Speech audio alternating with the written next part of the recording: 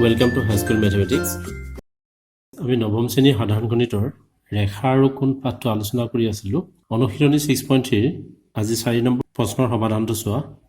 ইয়াত আছে PQ আৰু RS দুটা ৰেখাই T বিন্দুত কটাকটি কৰিছে। PRT এটো 40 ডিগ্ৰী কৈছে। RPT 95 ডিগ্ৰী আৰু TSQ এটো হৈছে 75 ডিগ্ৰী। তেতিয়া আমাৰ SQT এই কোণটো উলিয়াব লাগে। তো তাৰ কাৰণে আমি প্ৰথম এই ত্ৰিভুজটো লম। এই ত্ৰিভুজটো PRT ত্ৰিভুজৰ দুটা কোণ দিয়া আছে, তেতিয়া আমি তৃতীয় কোণটো এইটো উলিয়াই লওঁ। Angle PRT is equal to 40 degree. Angle RPT is equal to 95 degree. Angle TSQ is equal to 75 degree. আমি জানো যে ত্ৰিভুজৰ তিনিটা কোণৰ সমষ্টি 180 ডিগ্ৰী। Therefore, ত্ৰিভুজ PRT ৰ পৰা এই ত্ৰিভুজটোৰ পৰা এই কোণ আৰু এইটো কোণ মিলি পেলাই 180 ডিগ্ৰী, তাৰ পৰা আমাৰ PTR কোণটো আমি পাই যাম। Angle PRT plus angle RPT plus angle PTR is equal to 180 degree.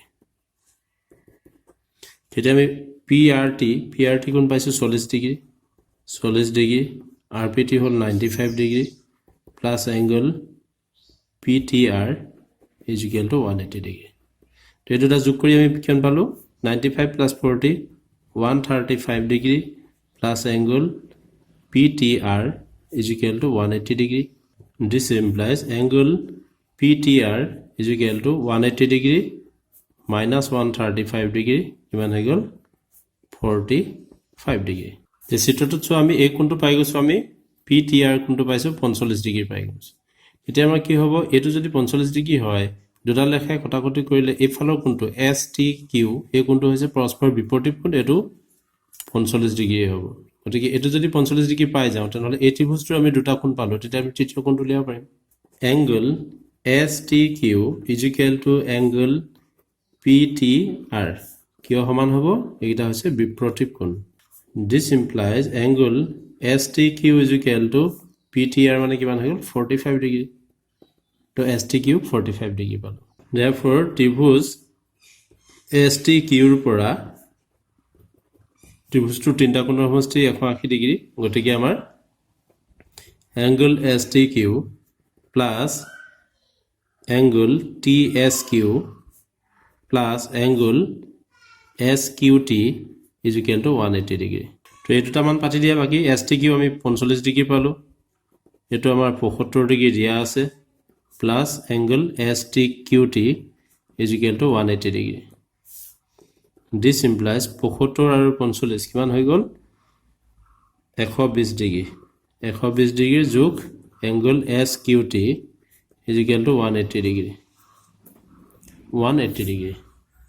This implies angle SQT is equal to 180 degree minus 120 degree is equal to 60 degree.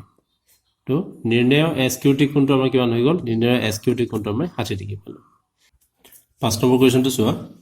ইয়াত দিয়া আছে PQ perpendicular PS অৰ্থাৎ এটো 90 ডিগ্ৰী আৰু PQ parallel to SR ৰ সমান্তৰাল আৰু SQR 28 degree দিছে আৰু QRT বহিকোণটো দিছে 65 ডিগ্ৰী।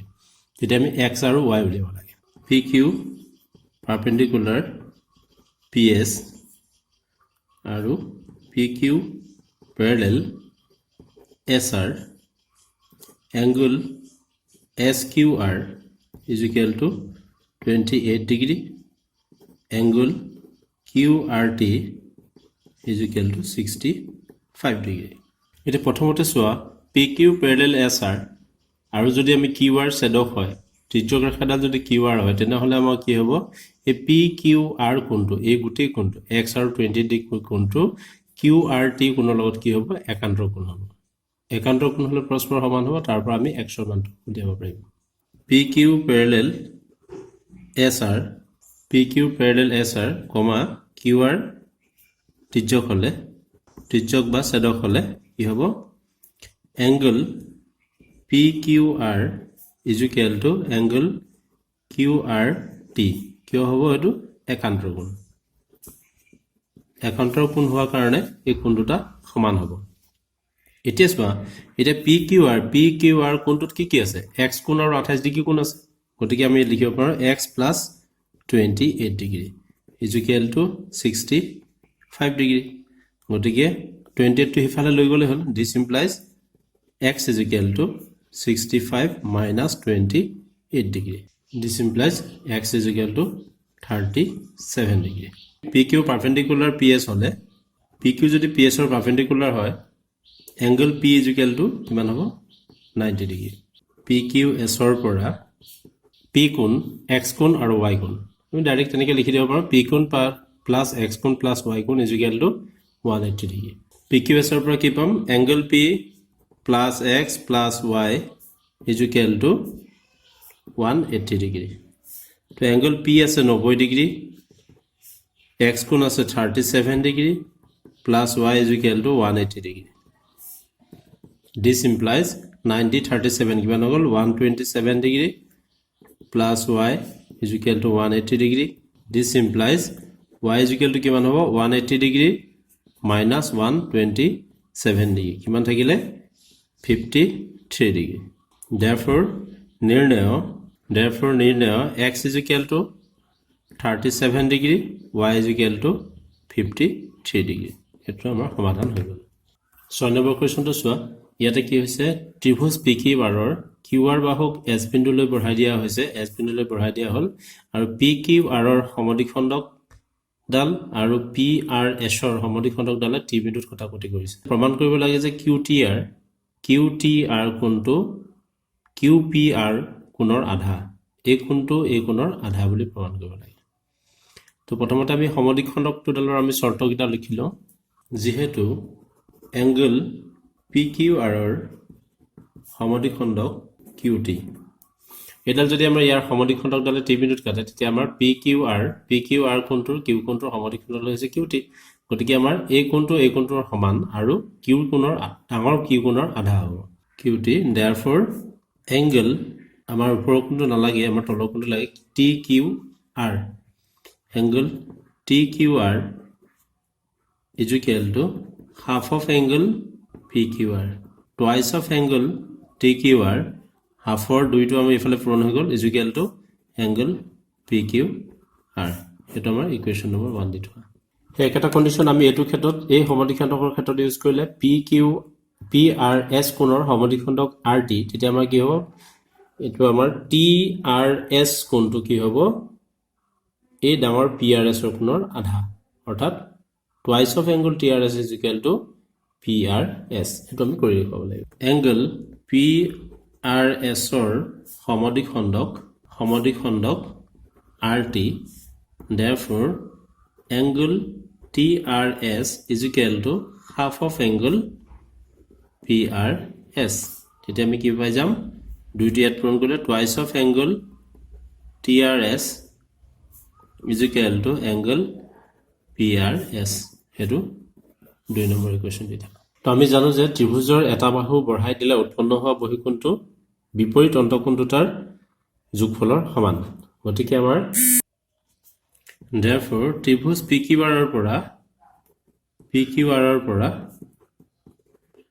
PQR বহিকোণ কিটো হৈছে angle বহিকোণ হৈছে PRS PQR বহিকোণ হৈছে PRS = angle QPR plus angle PQR হেতু আমাৰ 3 নম্বৰ ইকুৱেশ্যন আৰু আনটো ত্ৰিভুজ TQRৰ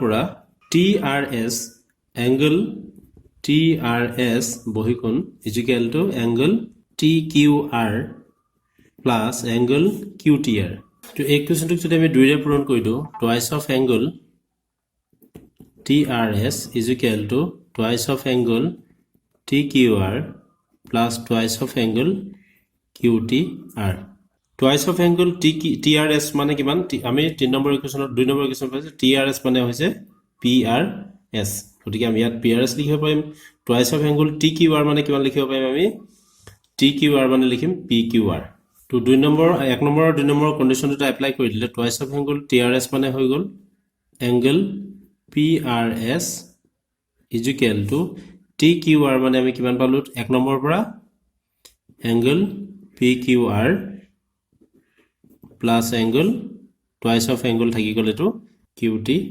QTR ইয়াত আমি কি কন্ডিশন ইউজ কৰিলো যে আমি 1 আৰু 2 নম্বৰ পৰা ইয়াত লিখি দিবা 1 আৰু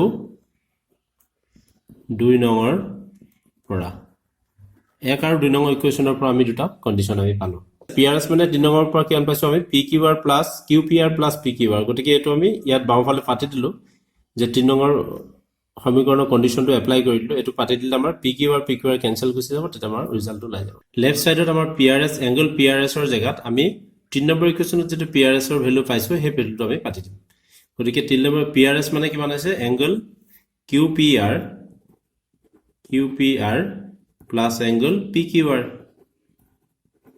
is equal to ইয়াতো এটোই থাকিলে angle PQR plus twice of angle QTR ব্ৰেকেটত লিখি দিবা এটো 3 নম্বৰ পৰা আমি ভ্যালুটো কত পাতিলো লেফট হ্যান্ডৰ ভ্যালুটো আমি 3 নম্বৰ পৰা পাইছো এতিয়া আমাৰ PQR দুটা PQR সমান চিনৰ সোঁপক্ষত বাওঁপক্ষত আছে ক্যান্সেল কৰি দিব পাৰি তেতিয়া আমি কি পাই যাম angle QPR is equal to twice of angle QTR আমি সাইডটো চেঞ্জ কৰি লিখো twice of angle QTR is equal to angle QPR এটা দুইটো হিফালে গলে হাফ হৈ যাব QTR is equal to half of angle QPR যেটো আমাক নেকি প্ৰমাণ কৰিব দিছিলে তো প্ৰমাণ হৈ গল ঠিক আছে প্ৰমাণিত তো আজিলৈ মানে দিলো ছাত্ৰ ছাত্ৰী সকল তোমালোকে যি ধৰণে সহায় জনাইছা খুবই ভাল লাগিছে কিন্তু হে অনুপাতে সাবস্ক্ৰাইব বহুত কম হৈছে গতিকে তোমালোকে সাবস্ক্ৰাইব কৰিবা সাবস্ক্ৰাইব কৰিলেহে আমাৰ চেনেলটো আৰু আগবাঢ়ি যাব পাৰিব গতিকে যি সকলে সাবস্ক্ৰাইব কৰা নাই সাবস্ক্ৰাইব কৰিবা বুলি মোৰ আশা থাকিল ধন্যবাদ আৰু তোমালোকে বন্ধুবৰ্গৰ মাজত লিংকটো শেয়াৰ কৰিবা যাতে তেওঁলোকো প্ৰত্যেককে পায় ভিডিওটো আজিলৈ মানে হ'ল ধন্যবাদ